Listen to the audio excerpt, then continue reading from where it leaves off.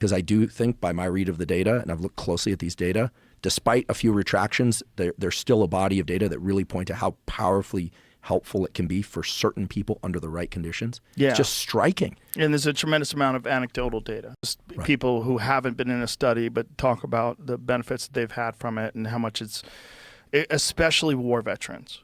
Right. With both psilocybin and MDMA. Yeah. And Ibogaine, the work And that Veteran Ibogaine, Solutions is doing Mm-hmm. with a guy at Stanford, Nolan Williams, in our Department of Psychiatry. He's been doing brain imaging before and after Ibogaine with the veterans that are taking Ibogaine, followed by DMT.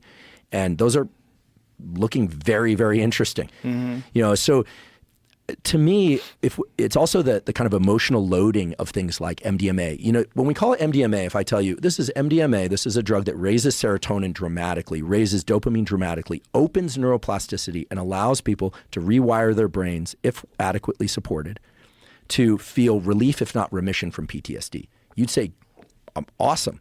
How do we move this forward safely? But if I start using words like ecstasy, I start using, now I call it what it really is, MDMA, methylene dioxy, methamphetamine. You hear methamphetamine, you hear ecstasy. You start hearing a bunch of stuff that starts shifting your brain towards, okay, this is like a party drug. They want to use it.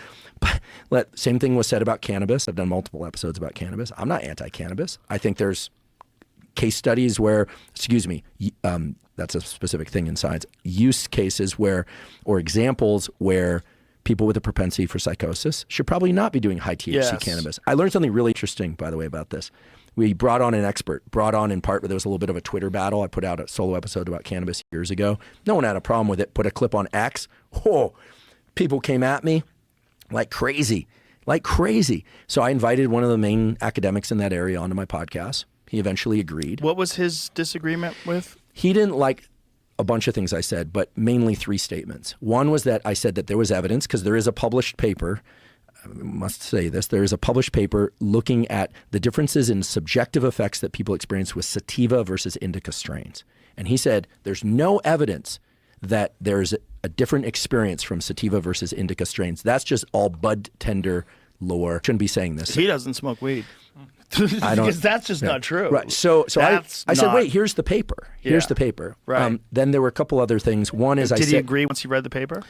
He said he would like to see more evidence. When he came on, he was very gracious, offered a lot of useful knowledge, but he really didn't counter with that much. There were some issues around about CBD biology versus THC. But what is his field of expertise? He's works on animal models, but focuses on cannabis biology. And so he's very knowledgeable. And I don't think he's anti-cannabis at all. But he was checking me on some things that he felt that I smoke weed. Yeah, that he Maybe he from needs better Canada.